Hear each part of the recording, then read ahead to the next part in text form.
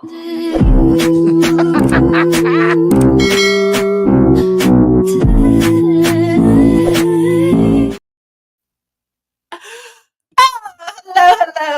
Thanks for clicking on our thumbnail today. We're here. And as you can see, it's the trio back again. We are family. Absolutely. So we're here, finally, all three of us, to talk about Eyes of Wakanda. Now, this came out earlier this month. Really much rushed, I feel like, from Disney. Rushed in the sense that they pushed up the start date. They had, I want to say, they had two other initial like release dates, but then they decided to push it up all the way into the beginning of August. And they dropped it. They dropped all 4 episodes all at once. And I wondered when they did that, I was thinking, okay, they did this with Echo. Does that mean that this is going to be another one of those Marvel spotlights that they made Echo underneath? But apparently it's not. It's just, plain old Marvel as far as the credits are concerned when the beginning credits come on. But essentially, Eyes of Wakanda is an anthology series about the history of Wakanda, of a couple.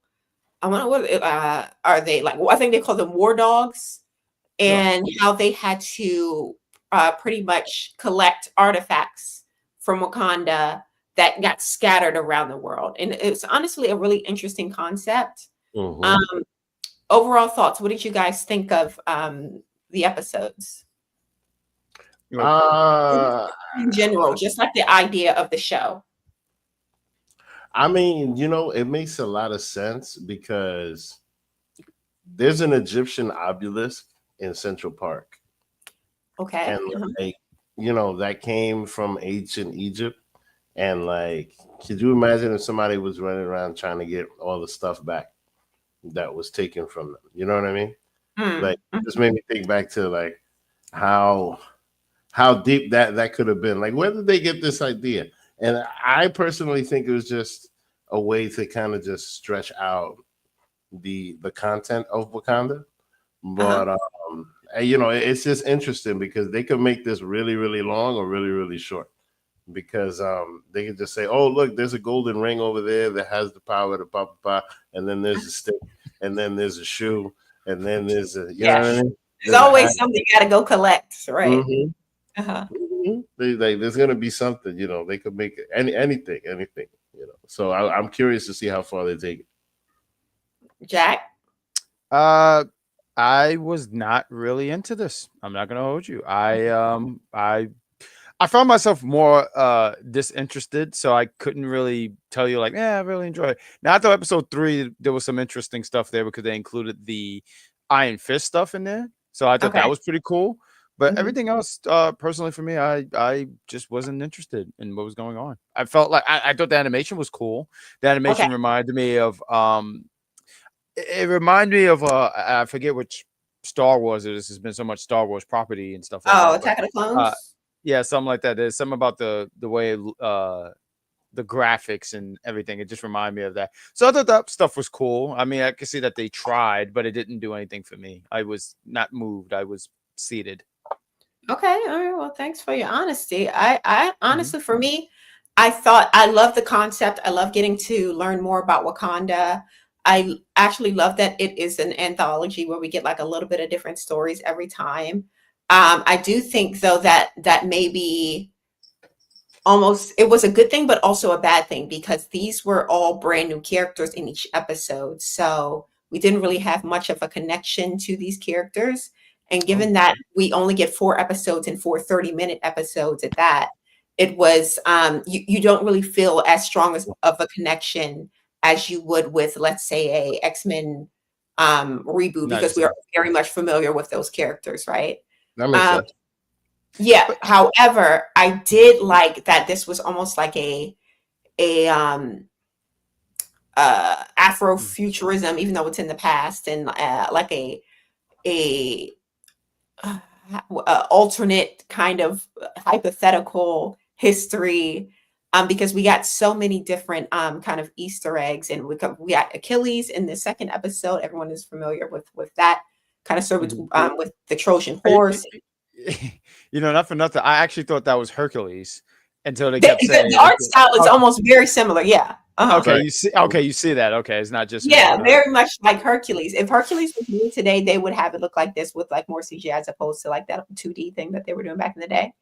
Oh But yeah, yeah. that, for sure. And we were in China and we were in Ethiopia. Like we were all over the place, which is really exciting. Um, but I almost kind of wish that we had the Black Panther that we were most familiar with, T'Challa, so then it can kind of be that anchor of, okay, I'm more invested because this is a character that I'm familiar with. This is a character that we've built a relationship with before. So I'm more invested in his story than I am with, let's say, the characters from was this first episode where we have Nani Mhm. and this character of the lion, who's a very interesting villain. I think like visually, it's really interesting to look at, right? Sure. But it's you can only do so much build up in 30 minutes before you're on to the next thing, and it's like okay, right? Mm-hmm. I So do would with you? the go ahead. No, I was gonna say. So you would think it would benefit if they had a little bit more time. So what we have 30. So maybe what 40, 45 minutes, just so you get more familiar with the characters. I would say I wish that we had a few episodes with the characters that we saw as opposed to one episode and then we skip to a whole completely different set of characters, even though we see by the fourth episode they all are kind of like intertwined in a way, specifically in episode 2, because in episode 1 we have Nani in the line, Nani when she was a young woman, and she's almost like what's her name's character in Black Panther, what's her Oh, name? Okoye. Not Okoye. I'm not her. The other Who? girl. Oh, it's escaping me, and I know her. She's beautiful. I know her name, and it's mad that I'm blanking on it. Yeah, what does she do? I mean, But not what she essentially, do. it's the Black Panther's love interest in the first. Oh, Nakia. Yeah, yeah, Nakia. yeah, yeah, yeah, yeah. Her character, that character. Mhm. How she was kind of like this international spy, right, of Wakanda. Okay, I see what you mean. That Yeah. was given very much Nani in this episode, right? Oh yeah, Um, she was Lois Lane. You're What? breaking up a little bit, Vic, but she did give that character. Even they did mention in the episode that she was part of the Dora Milaje, but she was expelled Mhm. from Academy, so that's why she became like this kind of spy character. But we do see her in episode 2 when we get to Achilles and Nimnon in Mhm. their story. We see her as an older woman with the eye patch, and she's still in Wakanda, still running things. And I thought that was an interesting kind of connection there. But that was pretty much the only two that really seriously overlapped. When we get to the third story, and we do get a this character, and his name is, give me one second, I wrote it down. Okay. I tried to write down all their names so we can kind of like Nope, know you who. know what we're talking about. Yeah, yeah. Yeah, a little bit. Try my best. Good job. Hold on. His name was. There we go. There you go. Yeah, that's exactly what his name is. I pulled it up. There you go. All right. There we go. Mystery solved.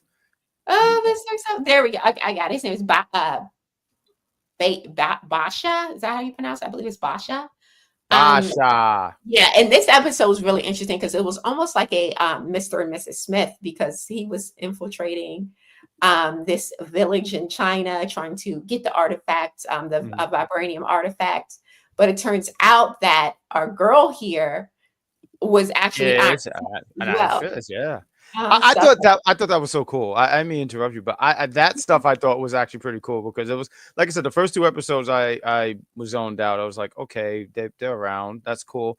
But I thought that when they were doing stuff like this, I said, oh, there's a little interest here, and even like the little clash that they have.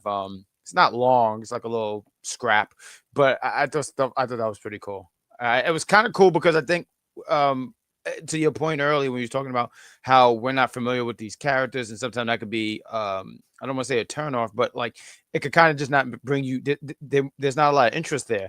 But if I hear an Iron Fist, and even though this is not the Iron Fist that I know Iron Fist, and I'm like, oh, that's cool. All right. It's like I love that you said Mr. and Mrs. Smith. I didn't think that. I just said, oh, look, we kind of got that little crossover where we have another Marvel hero and this other Marvel property, and they're clashing for whatever mhm. reason. Well, I'm glad you enjoyed that episode because honestly, for me, Mhm. If I had to pick a favorite episode, it's going to be our Achilles episode with Okay. non What Achilles. I thought Hercules? everyone. Yeah, it gave me more of the Hercules vibe. I'm very much familiar with the story from the Trojan horse story. We got Achilles, so it's kind of like even though the characters that we get from Wakanda aren't that familiar, at least the characters that are also in the show, in this Sure. episode at least, are someone that we've kind of seen before through history and mythology and stuff like that. Um, but Vic, did you enjoy episode 2, or which out of the ones that you saw, which was your favorite? One episode one was great because Ah, episode one had like Jafar. It had like like the Jafar. guy that the was lion. That's what his name is. The lion, the war dog, the lion. no, but my point is just that like he kind of he was gaslighting everybody into thinking that they were going to be free, right? But Mhm. then at the same time, he was just looking for something to say in order to consistently get the vibranium and whatever out. Yeah. So you could see right from there just how precious these things were and what the main war was about, because it's about either keeping things out or keeping things in. Mhm. So that whole arc of it was interesting. That's why I feel like they could do just about anything with this past the 4 episodes. This felt kind of like a little what if type series. I see what you mean. Okay. Yeah. They were like all over the place. Like, we don't need to know who the characters are. Like, I think this is pre T'Challa and all of that. Yeah. Like, Yeah. this is something where they looking for a reason to write content, and I'm curious to see how big it gets, But because it's kind of cool. I did enjoy the first episode. I do think that that was probably the most risky episode, and I say that because Mm-hmm. not only is this an animation, which people are less likely to watch animation than they are live action. It's just the fact of where we are in our You know what? watching I experience. disagree. I disagree with that notion, honestly. Compared to before, Uh-huh. I really disagree. And the reason I say that is because look how big animes and Comic Cons and the demand. Anime is the exception, but for the most part, adult animation isn't that successful. That's why we don't really see much of it outside of like comedy, which is like Family Guy and South Park, and even those aren't as popular as they used to be, right? Oh no, definitely. I can see the conversation where you're saying pretty much it's not in demand like how it used to be maybe 10, 15 years ago, maybe even 20 years ago. But look, there's a lot of people that are like late 20s, early 30s that are hard. Even in our age bracket too, Vic, because I mean, late 30s, early 40s, where they get what's so funny? No, I'm just saying there's a lot of people that so are funny. hard.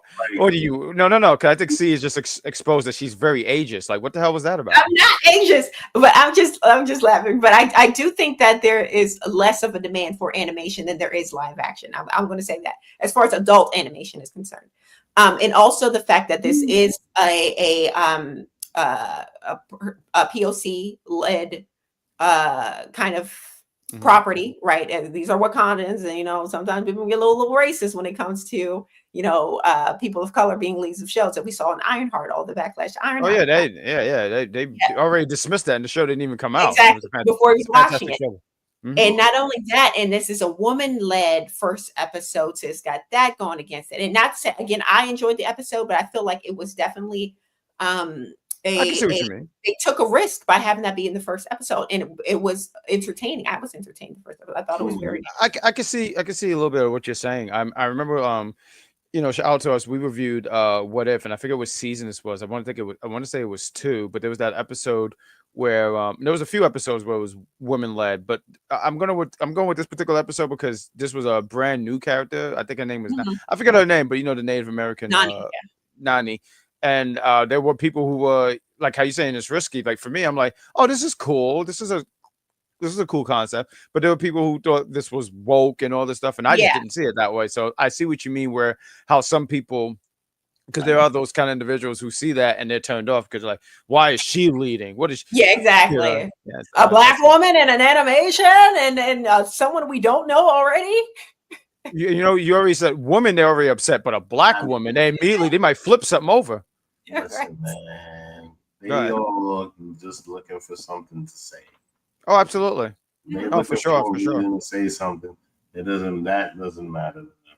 They're just Mhm. looking for a reason to say something or a reason to do something. Look what's happening in DC. Come on, bro. They're just looking Yeah. for a reason. You know what I mean? Just to hate, Oh, just But to absolutely. have something to say. Shoe fly with all your bullshit because it was good. Okay. but this series also did have a lot of it did have a lot of male characters, male leads. Again, we have Emnon, we have Bashi. We do get in our fourth and final episode, we get a character by the name of Tafari. He's the or a prince of Wakanda, the third prince of Wakanda, and Kuda, the gentleman behind him. But we also get a female Black Panther in this episode. She's the queen of Wakanda in the future, and she's also a Black Panther character. And this is where they kind of tie everything in, where they said, okay, Right. well, because of you all collecting the artifacts or this particular, I think it was the hammer, it set off a chain of events where the future of Wakanda is at risk, right? So that's why Mhm. she had to go back in time in order to stop, them from taking that hammer. And also it was is a callback to the movie because Yeah. the hammer was actually what's his name? Killmonger was looking at. Yeah, Yeah. No, I thought that. got in the museum. Uh-huh. So I I thought thought that was that was actually cool. Mhm. Yeah, I thought that was kind of cool when they tied it in. And I don't know. I gotta collect my thoughts here. Because I was remembering something you were saying about maybe they could do more episodes or whatnot. But like, yeah, I just thought that was cool that there was this tie into something that I was familiar with rather than everything else. Matter of fact, you mentioning that she was a future Black Panther, I think I was so because, like I said, the series just didn't do anything for me personally. So like when you said she was a Black Panther, I said, oh, I just mm. thought she came from the future. Oh I no, didn't yeah, even she know. was the Black Panther. She was the queen of that future Black Wakanda. But Yes. also we did see how her version of Wakanda, her future Wakanda, how it was being destroyed by these alien creatures. They looked almost like robotic giant ants that spewed lasers out of their mouth. And I was wondering if you guys thought that this could potentially be a villain in any upcoming like MCU movies, because we got Doctor Doom coming up. We have potentially secret invasions, I believe, coming up, or potentially. So, do you think that they are going to use at least the designs of these alien-like creatures in any of the movies, or you think this is just something that they're doing for the show? I just think it's for the show. Okay, I okay. don't think I don't think it goes Um, out any further than that. you know what? Because going back to the live action versus animation, live action costs a lot more money. So that Hmm. kind of thing, Hmm. I doubt it. I think it's for this show. Okay. Um, this might be filler though, for some more Wakanda in the future. So you never know. We'll see. That would be interesting. I would love to see more of the characters that we're more familiar with, though. Even though now we have these introductions, so maybe if we see these characters again, we can like build a stronger relationship. But Sure. yeah, overall, um, I like the idea, right? I like the stories that they were trying to tell. I like them building more of a world for Wakanda, so it feels more real to us as viewers, right? Um, I wish that we would have gotten more time though. That's all I've say because the art style was beautiful. The stories, I feel like they were interesting in a way that they tried to tie in maybe alternate histories, right? That in a way that it's fanciful, but it still ties into like histories that are that we know in the real world. I like that idea. Um, but I just wish we had more time to build a relationship with the characters and kind of get more engrossed in the story. But I know Jackie said that you weren't a big a fan of it. But if there were a season two, would you be interested in checking it out, or you're just completely done? I would do this. I would give it the fair chance of episode one. If episode one I'm not moved, Hmm. I can't because I was already done by episode one. But I said, well, let's see what two is because sometimes slow start, but then stuff builds up. Um, so I would be down to watch at least episode one just to see and fill it out. Okay. But other than Now, that, question: no. did you like What If and X Men, the new X Mhm, Men? You like both of those, mhm. and wait, and you like the Spider Man, the Amazing Spider Man thing, right? Oh, that was fun. Yeah, yeah. Okay, I'm just checking the temperature here. Okay, Vic, Okay. You would you know, watch a season two of this? Yeah, no, I would. You know why? Because this whole thing with like gathering the artifacts, going through history and all of that, like it feels very Assassin's Creed. And if you play Okay. the game, you know what I mean. Like there's like you got to get the eye of this and the thing of this and the thing of that, and everybody puts this big puzzle together and then gets all this power, right? It kind of feels that way, especially from the first episode where Shorty was just diving to get the glowy purple things, and everybody's running around getting this stuff. So, plus, you know, all the Black history with it, it's interesting. So, yeah, I would definitely watch it. You know, I All mean, right. not just because of the representation. Yeah, Okay. the stories. Because you enjoyed it. Yeah. All right, nice. So yeah, that was our thoughts of Eyes of Wakanda. Thank you all for being here. If you like the video, please like the video and join us for future show discussions. So I know this Sunday we'll be having more geek news where we talk about interesting news in the geek world from that week, and we're planning on discussing.